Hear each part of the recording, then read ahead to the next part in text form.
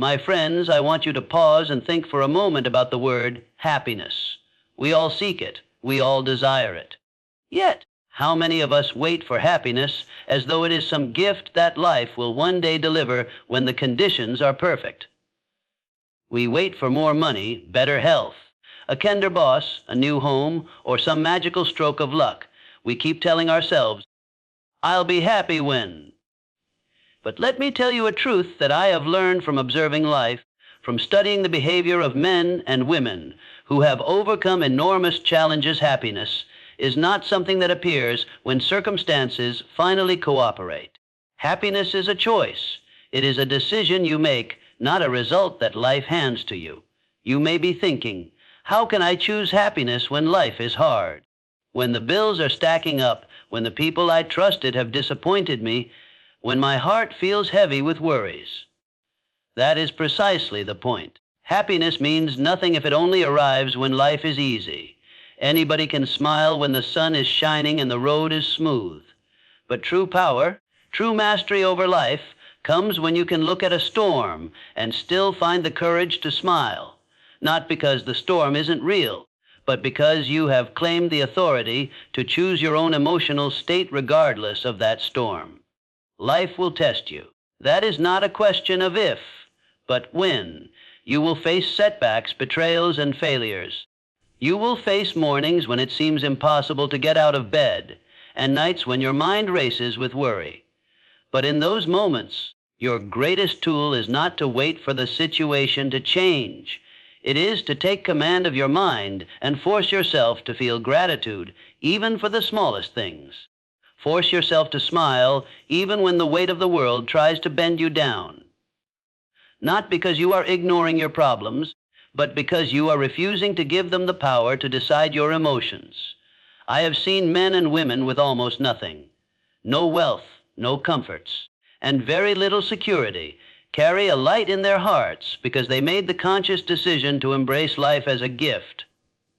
And I have seen others, surrounded by luxury, with every material possession one could wish for, live in a state of quiet misery because they believed happiness was something owed to them by the world, rather than something they could claim for themselves. Which life would you rather live? The truth is that happiness is not found in the grand victories of life. It begins in the smallest acts of self-command, choosing to be grateful for a cup of water when you're thirsty, for the roof over your head, for the breath in your lungs, for the ability to try again tomorrow. Your mind is like a garden. If you allow it to grow weeds of complaint, fear, and self-pity, then misery will take root and multiply. But if you deliberately plant seeds of positive thought, reminding yourself that this moment right now is still a gift, then over time those seeds bloom into a joy that no circumstance can take away. The choice to be happy is like a muscle. At first, it feels awkward to flex it. It feels unnatural to smile in the face of difficulty, to find gratitude when life seems unfair. But every time you do it, you strengthen your control over your own spirit. Think about it. If you can train yourself to be happy now, even when life is not yet where you want it to be, what will happen when your goals are finally achieved?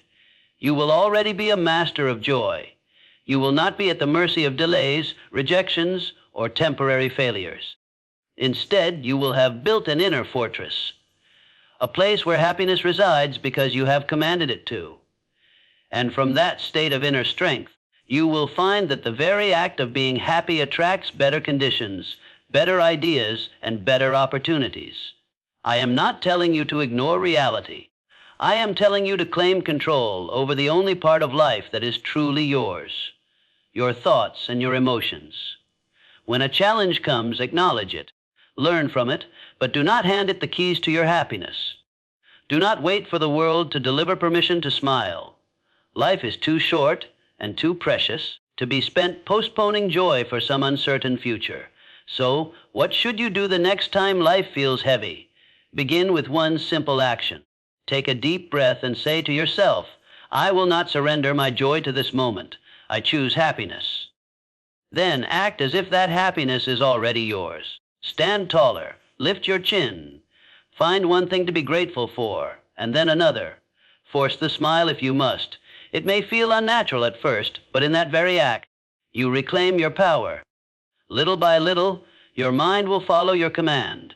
Your spirit will rise to meet the standard you set, and you will discover that the choice to be happy is the first and greatest victory you can ever achieve in this life. Happiness, my friends, is a decision. It is the inner declaration that life may test me, but it will not defeat me. And when you can make that choice, even in your darkest hour, you have already won. My friends, after you have made the decision to be happy regardless of life's storms, the next step is to take command of your focus. The human mind is a marvelous instrument, but it is also a dangerous one if left undirected. Whatever you focus on expands. If you focus on your struggles, they will appear larger. If you dwell on your pain, it will multiply. If you rehearse your disappointments over and over, your spirit will sink lower each time. But if you shift your focus to possibilities, to the lessons hidden inside your struggles, you will begin to see doors where others only see walls. Life is full of challenges. That is the reality. But here is another reality. For every problem, there exists a seed of opportunity. For every setback, there is a lesson that can strengthen you. Yet most people never discover these gifts because they spend all their energy staring at the problem instead of searching for the path forward. They replay their misfortune in their minds like a broken record, feeding it energy, feeding it attention, until it grows so heavy that it feels impossible to carry. But the problem itself was never the real weight. It was the focus, the decision to dwell in darkness, that made it unbearable. You cannot always control what happens to you, but you can always control what you choose to focus on. Consider the man who loses his job. One person will say, "My life is ruined. I am a failure. This is unfair." He will sit in his misery, feeding it with every thought, and his spirit will collapse under the weight of despair. Another person facing the same loss will say, "This is my opportunity. Perhaps life is redirecting me to something greater. I will learn from this. I will grow stronger because of this." That second man may not have all the answers yet, but his focus on possibility gives him energy. It gives him hope, and that hope will lead him to take the very actions that create new opportunities. Your focus is the steering wheel of your life. Wherever your attention goes, your energy flows, and your life follows. If you keep your attention fixed on what you fear, what you lack, or what has gone wrong, then that is the direction your life will travel. But if you lift your eyes and search for what can be done, for what can be learned, for even the smallest step forward, then you are guiding your life toward growth instead of despair. Many people wait for the storm to pass before they shift their focus, but that is the mistake that keeps them stuck. If you wait for perfect conditions, you may wait forever. Instead, in the very moment of hardship, you must ask yourself, what can I do now? What can I learn now? What is one step I can take that moves me forward, even if it is small? When you ask these questions, you give your mind a new target. And the mind is a servant. It will work on whatever you command it to. Focus it on fear, and it will collect evidence to justify that fear. Focus it on possibility, and it will begin to see paths that were invisible before. This shift is not always easy. When life hits you with loss, rejection, or unexpected pain, your instinct will be to stare at the wound. But you must train yourself to lift your gaze. One of the most powerful ways to shift focus is through gratitude. Even in the darkest hour, there is always something you can be grateful for. The breath in your lungs, the people who care for you, the strength that has carried you through past trials. Gratitude is the lens that reveals the possibilities hidden in the shadows. When you focus on what you still have, instead of what you lost, your heart becomes lighter and your mind becomes sharper. Another way to shift focus is to reframe the situation. Instead of saying, "Why is this happening to me?" ask, "What is this trying to teach me? How can this make me stronger? How can I use this experience to grow?" That simple change in language turns your focus from helplessness to empowerment. You are no longer the victim of life. You become the student of life, and the student always finds a lesson, and the lesson always leads to progress. Remember this: there is no such thing as a problem without a solution, only a problem that has not yet been solved because the mind was too focused on the obstacle to see the path around it. History is filled with men and women who transformed adversity into triumph because they refused to stare at the wall. They searched for a door, and if they could not find one, they built one. That kind of determination only comes from the discipline of focus. So, when life feels heavy and problems seem to pile up, take a step back and ask yourself, where is my focus right now? Am I feeding the problem, or am I seeking the possibility? This one question can change everything because it pulls your attention away from the quicksand of despair and directs it toward the firm ground of action and growth. If you master the art of directing your focus, your happiness will no longer depend on the absence of problems. It will come from your ability to see beyond them, to find the light in the shadows, to transform challenges into stepping stones. And in doing so, you will discover that life's difficulties are not here to break you. They are here to shape you into the person capable of claiming the future you desire. Focus on the problem and you remain trapped. Focus on the possibility and you set yourself free.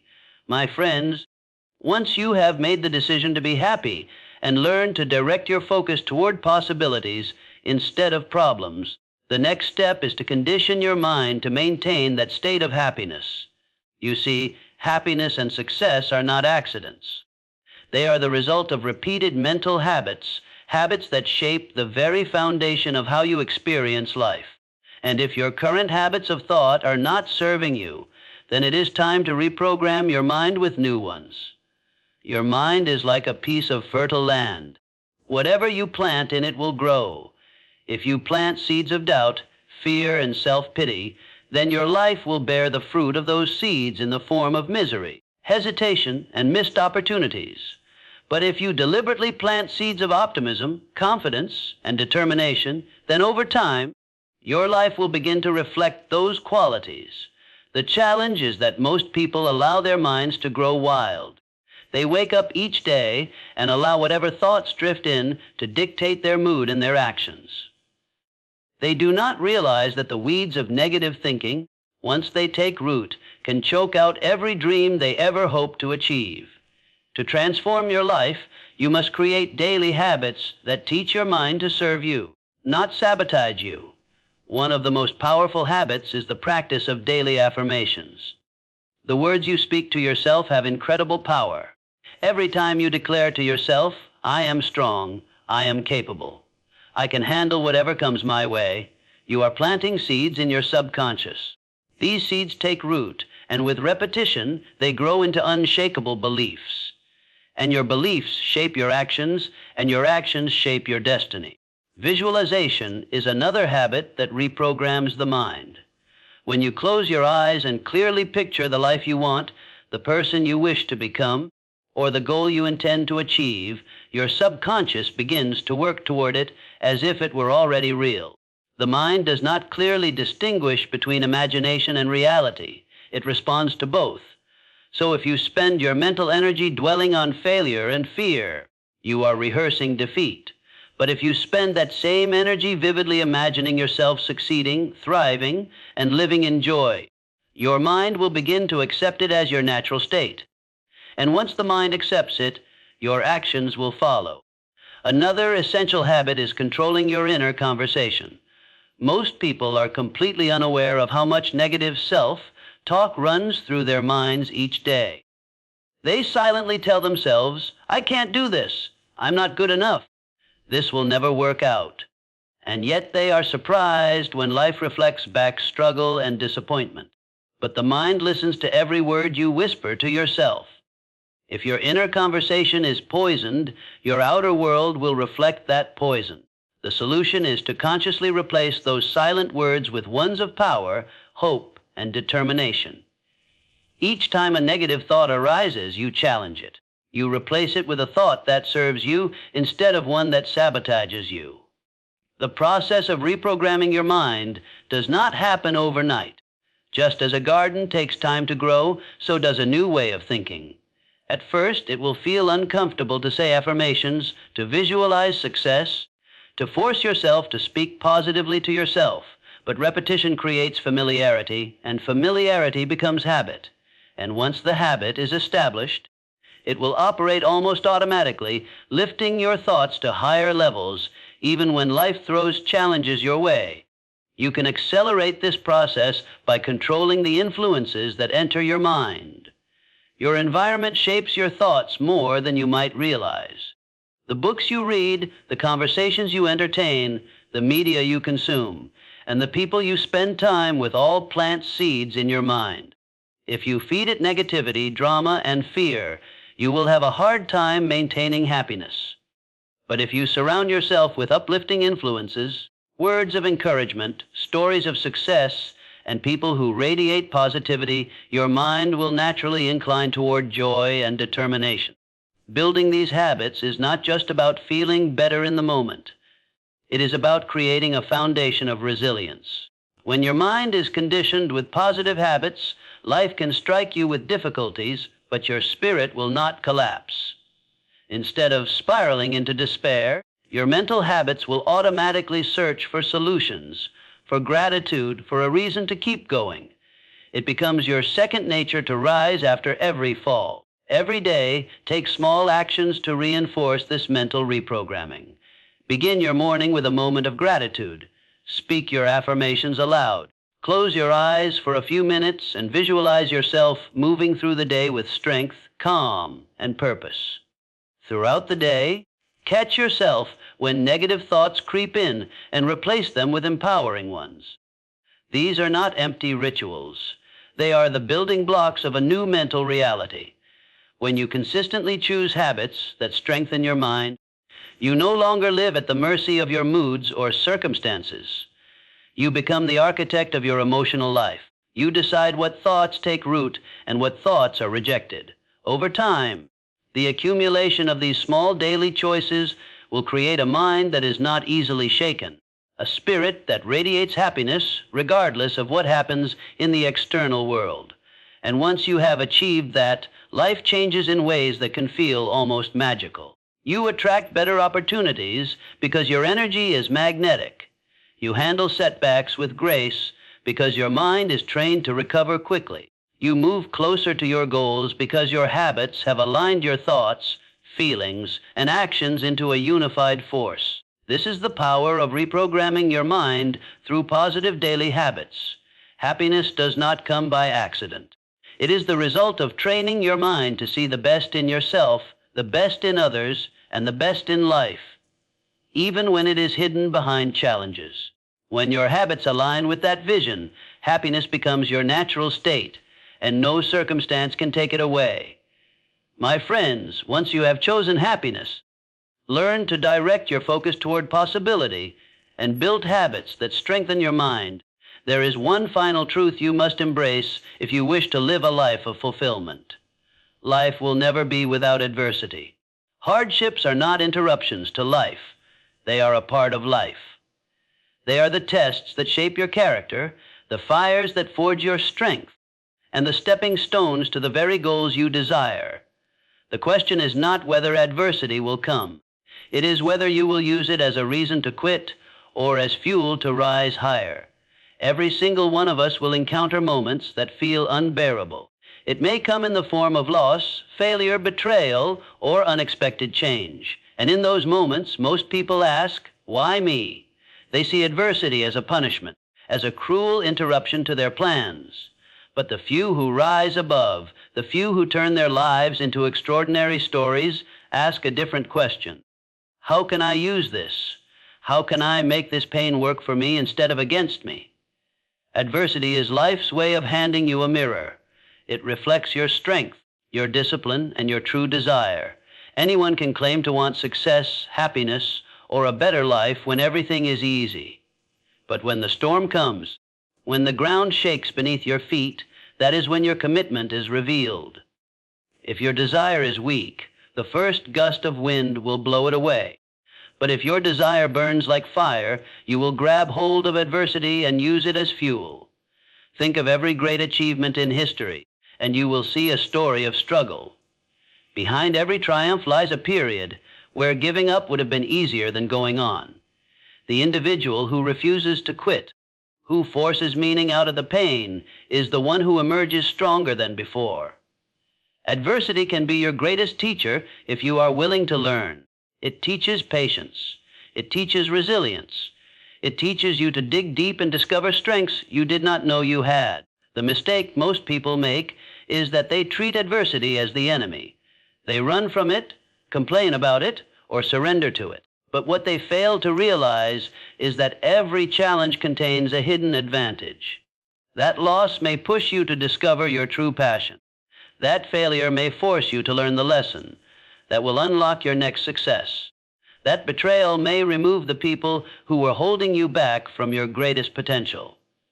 Life does not always take from you to hurt you. Sometimes it takes from you to prepare you for something greater. When you face hardship, your first instinct may be to resist, to ask why life is being unfair. But if you can shift your perspective, if you can say to yourself, "This too is part of my journey. This too will serve me if I refuse to quit," then the adversity loses its power to destroy you.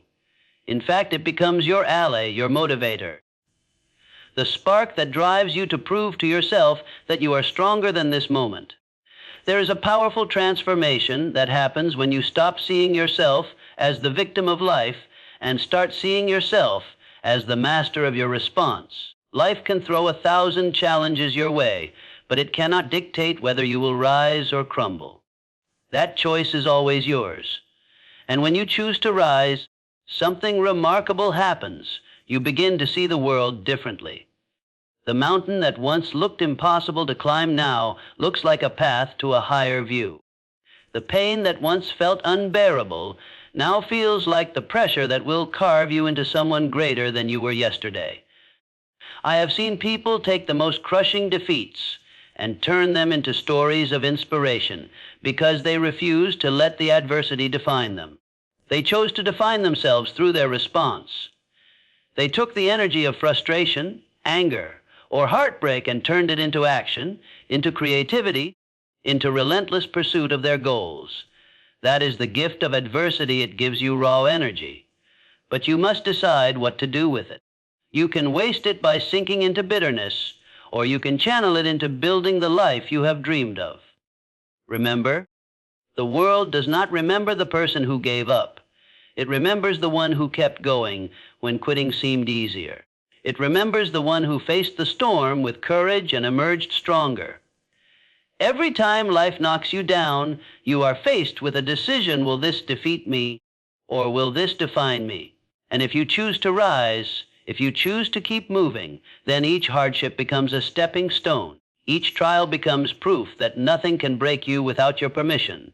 So, the next time adversity visits you, do not curse it. Do not run from it. Look it in the eye and declare, "You will not break me. I will use you. I will grow from you. I will become better because of you." That mindset turns pain into power and power into progress. And when you adopt this approach, you will discover that life's hardest moments are often the ones that prepare you for your greatest victories. Every difficulty is a test, and every test passed is a door open to a greater future. Let adversity fuel you. Let it sharpen you. Let it remind you that the only true defeat is surrender, and that as long as you rise again, you are already a victor.